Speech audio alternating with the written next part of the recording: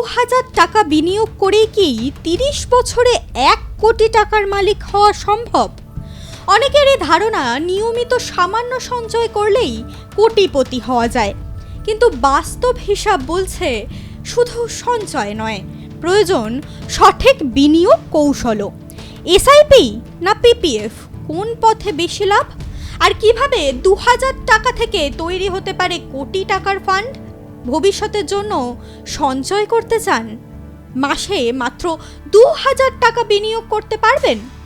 অনেকেই ভাবেন প্রতি মাসে ২০০০ টাকা এসআইপি জমালেই ৩০ বছরে ১ কোটি টাকা হয়ে যাবে, কিন্তু বাস্তব চিত্রটা একটু আলাদা। মাসিক এসআইপি ২০০০, সময় ৩০ বছর, গড় রিটার্ন ১২%, মোট বিনিয়োগ ৭.২ লক্ষ টাকা, ফান্ড ভ্যালু প্রায় ৭০.৬ লক্ষ টাকা।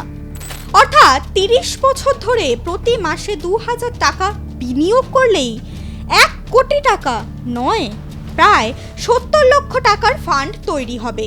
তাহলে ১ কোটি টাকার লক্ষ্যে পৌঁছবেন কিভাবে? সেখানে কাজে আসে স্টেপ আপ এসআইপি।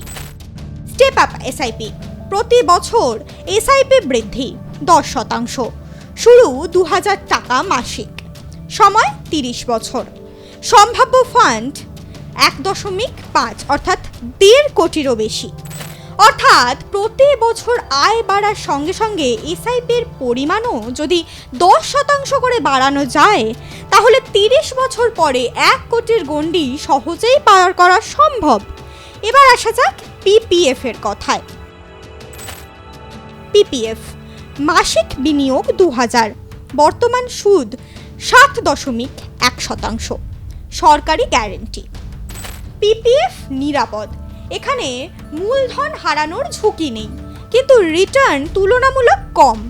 হিসাব বলছে ২০০০ টাকা মাসিক জমিয়ে ৩০ বছরে পিপিএফ এ ফান্ড তৈরি হবে প্রায় ২৪ থেকে ২৫ লক্ষ টাকার মতো। অর্থাৎ নিরাপত্তার দিক থেকে পিপিএফ এগিয়ে থাকলেও সম্পদ তৈরির ক্ষেত্রে এসআইপি অনেক বেশি কার্যকর। পিপিএফেও স্টেপ আপ বিনিয়োগের সুবিধা রয়েছে, অর্থাৎ প্রতি বছর নিজের সামর্থ্য অনুযায়ী জমার পরিমাণ ৫ থেকে ১০% বা তার বেশি বাড়ানো যেতে পারে। এতে দীর্ঘমেয়াদে কর্পাস উল্লেখযোগ্যভাবে বৃদ্ধি পায়। যদিও পিপিএফ এর রিটার্ন নির্দিষ্ট এবং সরকার নির্ধারিত, তবুও নিয়মিত স্টেপ আপ করলে অবসরকালীন সঞ্চয় বা দীর্ঘমেয়াদী আর্থিক লক্ষ্যে পৌঁছানো অনেক সহজ হয়ে যায়। তবে বার্ষিক মোট বিনিয়োগ ১.৫ লক্ষ টাকার সীমার মধ্যে রাখতে হবে। এসআইপি বনাম পিপিএফ রিটার্ন: এসআইপি ১২% থেকে ১৫%, পিপিএফ ৭.১%। ঝুঁকি: এসআইপি বাজার নির্ভর, পিপিএফ প্রায় শূন্য। লিকুইডিটি: এসআইপি প্রয়োজন মতো তুলতে পারবেন, দীর্ঘমেয়াদী লক ইন পিপিএফ এর ক্ষেত্রে। বিশেষজ্ঞদের মতে সবচেয়ে ভালো কৌশল হতে পারে ২ ধরনের বিনিয়োগের মিশ্রণ, যেমন প্রতি মাসে ১০০০ টাকা পিপিএফ এ এবং ১০০০ টাকা ইকুইটি এসআইপি বিনিয়োগ। এর ফলে একদিকে যেমন নিরাপত্তা পাওয়া যায়, অন্যদিকে দীর্ঘমেয়াদে সম্পদ তৈরির সুযোগও তৈরি হয়। তবে মনে রাখতে হবে, এসআইপি এর রিটার্ন কখনোই নিশ্চিত নয়, বাজারের ওঠানামার উপর লাভ লোকসান নির্ভর করে। তাই দীর্ঘমেয়াদী লক্ষ্য নিয়ে বিনিয়োগ করাই সবচেয়ে গুরুত্বপূর্ণ। মাত্র ২০০০ টাকা মাসিক বিনিয়োগে রাতারাতি কোটিপতি হওয়া সম্ভব নয়, কিন্তু নিয়মিত বিনিয়োগ, দীর্ঘ সময় ধরে ধৈর্য এবং স্টেপ আপ এসআইপি এর মতো কৌশল অনুসরণ করলে ১ কোটি টাকার লক্ষ্য অর্জন করা অসম্ভব নয়। তাই বিনিয়োগ শুরু করার আগে নিজের ঝুঁকি নেওয়ার ক্ষমতা এবং আর্থিক লক্ষ্য ঠিক করে নেওয়াই সবচেয়ে জরুরি। কোথায় বেশি লাভ, এসআইপি না পিপিএফ? তার উত্তর নির্ভর করছে আপনার লক্ষ্য ও ঝুঁকি নেওয়ার মানসিকতার উপর। তবে একটি বিষয় নিশ্চিত, যত তাড়াতাড়ি বিনিয়োগ শুরু করবেন, চক্রবৃদ্ধি সুদের শক্তি তত বেশি কাজ করবে।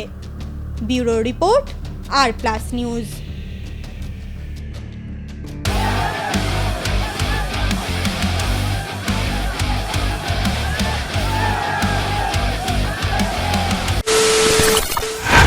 খবরের নামে প্রতিদিন সন্ধে আপনার ড্রয়িং রুমে কি শুধুই চিৎকার চেঁচামেচি হে আসে?